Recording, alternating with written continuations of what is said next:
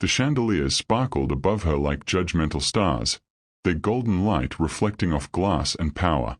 She was just a waitress, a black girl from Brooklyn, standing among billionaires who whispered her name like an offense. But when the Spanish patriarch entered the room, and she greeted him in his language, every guest froze. What she said next didn't just shock the guests, it changed her life forever. Welcome to OCS Originals, where every story reminds us, it's not money that defines class, it's character. Subscribe, and let's begin. The chandeliers in the De Vega mansion scattered light like liquid gold across marble floors. Every surface gleamed, every eye watched, and every whisper carried weight. Amara Johnson stood at the edge of that glittering world, clutching her service tray like a shield. Her black and white uniform was too tight, her shoes too cheap, and her presence too visible. 6 weeks ago, she was just another face at the Azure table, an upscale restaurant where she worked long nights to pay her mother's hospital bills. Then came the night she spilled champagne on the wrong man, Christian De Vega, billionaire heir to a Spanish-American empire. She thought she'd be fired. Instead, he came back the next day. Then the next. Now, somehow, she was standing here, in his mansion, surrounded by people who wore wealth like armor. Every head turned when she passed. Every stare whispered, "She doesn't belong." And then, silence fell. The doors opened. Christian's father had arrived. Don Alejandro De Vega, the most feared, most respected man in Spanish business history. The man whose approval even presidents sought. Christian straightened, tension flickering across his perfect composure. "Father," he said quietly, "I want you to meet someone." Every guest leaned forward. Every judgment sharpened. The poor waitress was about to meet the king. But when Amara finally spoke, her voice flowed in flawless Spanish. "Es un honor conocer, Don Alejandro. Mi abuela siempre decía, la humildad también es una forma de realeza." "It's an honor to meet you, Don Alejandro. My grandmother always said, humility is its own kind of royalty." The entire ballroom fell silent. The orchestra stopped. And for the first time in years, Don Alejandro De Vega smiled. But nights like that don't just happen. They're built from smaller moments, tiny accidents, and choices that never seem important until they change everything. 6 weeks earlier, Amara Johnson wasn't standing under chandeliers. She was dodging trays and shouting chefs in the Azure table, an upscale midtown restaurant where the rich came to be served and the poor came to survive. She'd been on her feet for 12 hours. Rent was due. Her mother's hospital bills were stacking higher than her paychecks. All she wanted was for the night to end quietly. But fate had other plans. When she leaned to pour champagne into the glass of a man she didn't know, the bottle slipped. Champagne splashes, a sharp gasp echoes through the restaurant. The golden liquid soaked through the tailored fabric of Christian De Vega's $3,000 suit. Every sound in the restaurant vanished. Even the jazz band faltered. I'm so sorry, sir. I didn't mean." But instead of anger, Christian simply looked at her and smiled. A calm, unreadable smile that somehow felt more dangerous than rage. "Don't worry," he said. "Accidents reveal more about people than manners ever could." She didn't understand what he meant, but those words would follow her long after that night. The manager tried to fire her the next day. But before the paperwork even reached the office, a call came in. Christian De Vega had requested her personally for his next reservation. Then again. And again. Soon, every evening he arrived like clockwork. Same seat, same quiet intensity, same gaze that lingered a second too long. He never flirted. Never bragged. Just asked questions that felt unsettlingly personal. "What do you dream about, Miss Johnson? Do you paint? Do you ever wish you were somewhere else when you serve people like me?" At first, she thought he was mocking her, another rich man playing curious with the help. But then came the small things. A book left under her tray. A note that said, "Your art deserves walls, not shelves." And one morning, when she stepped outside her apartment, she found fresh roses tied with a silver ribbon, the same color as the champagne she'd spilled. She didn't know how he'd found her address. She didn't know what he wanted. All she knew was that every step he took closer made her world smaller and brighter, all at once. And now, here she was, standing under chandeliers instead of kitchen lights. The girl who once served the rich now dined among them.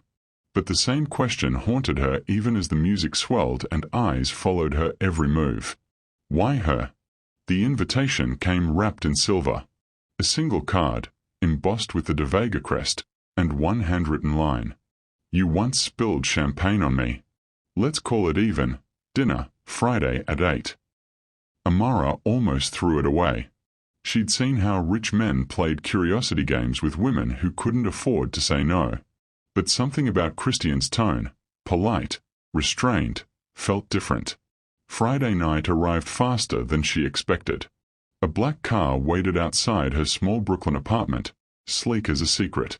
The driver opened the door and said, "Senor De Vega is expecting you." She thought it would be dinner, quiet, private, maybe a thank you.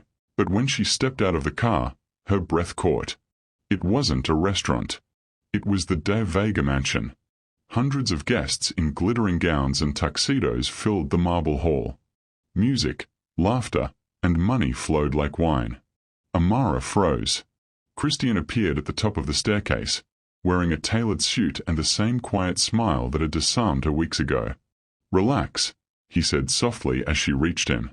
"You belong here tonight." Her heart said otherwise. Every stare burned. Every whisper followed her steps. And somewhere above the chatter came a low murmur that made her skin prickle. "His father's arriving tonight." The name drifted like thunder through the ballroom. Don Alejandro de Vega. The lights dimmed as the music stopped. Two guards opened the double doors, and silence swept the crowd.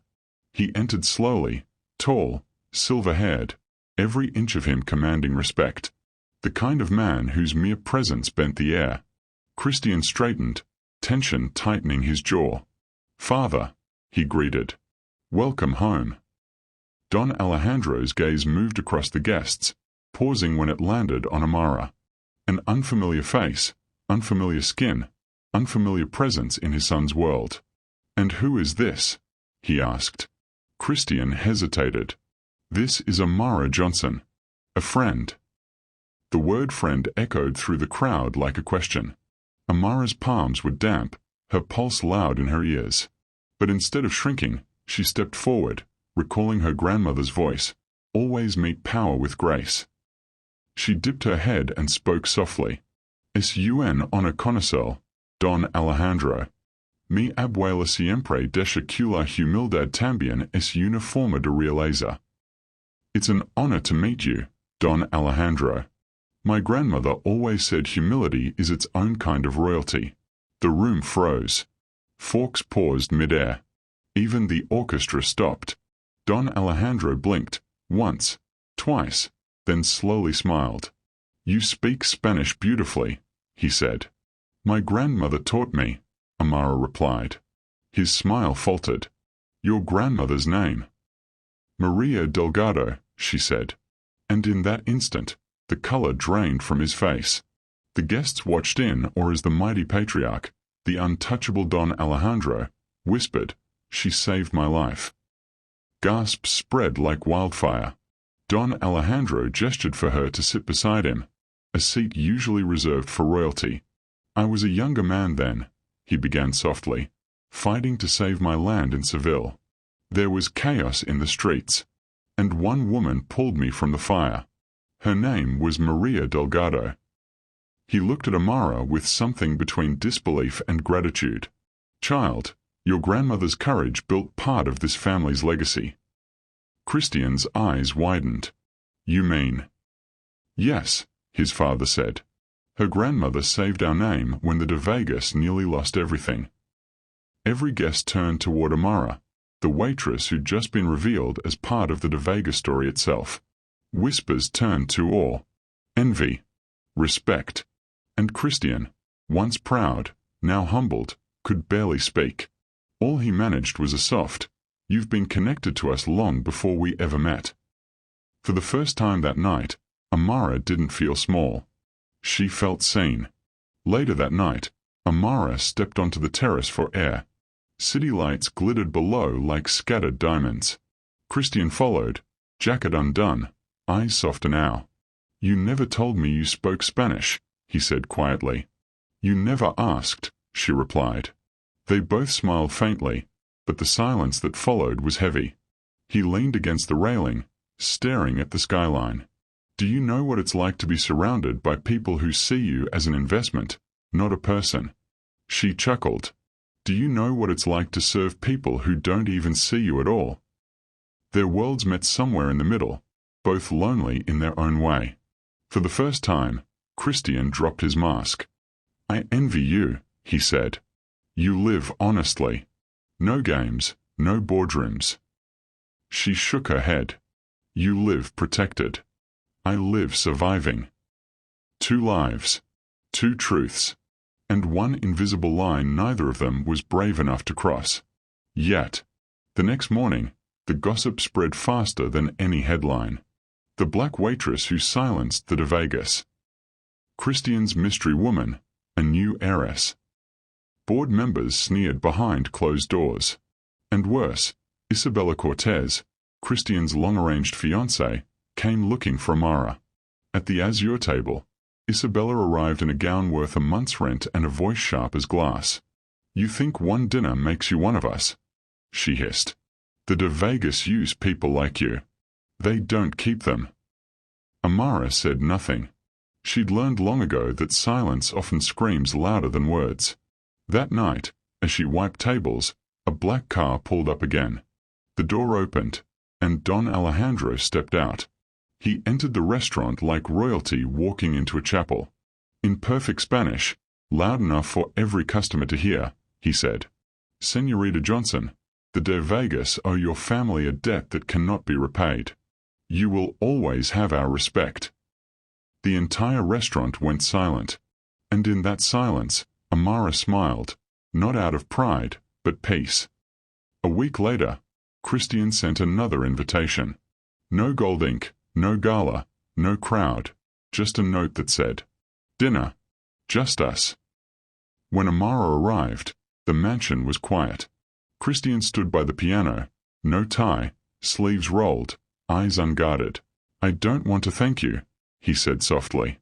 "I want to understand you."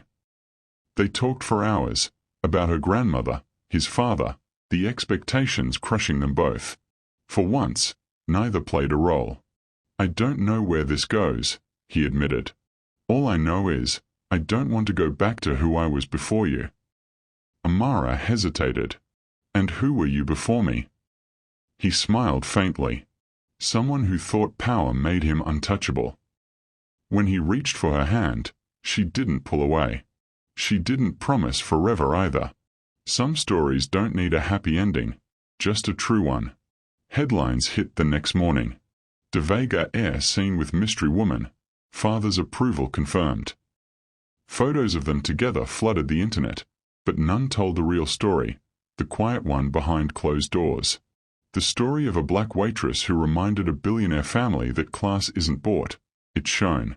Weeks later, Amara returned to the azure table not to work, but to paint. The restaurant's owner had offered her a corner wall for her art. Christian visited sometimes, quietly, without the flash of cameras. They'd sit together, watching her colors dry on canvas, saying little but understanding everything. "Do you ever regret that night?" he asked once. Amara smiled. "The night I spilled champagne or the night I spoke Spanish?" He chuckled. "Both." She looked out the window, her reflection framed by evening light. "No," she said, "because both nights taught me the same thing. Sometimes mistakes are just destiny wearing a disguise." The camera pans back, the music swells, and the final image lingers. Amara painting, sunlight on her skin, the girl who once served power now creating beauty for herself. In a world obsessed with status, Amara proves something simple, that dignity speaks every language, and true worth doesn't whisper, it shines.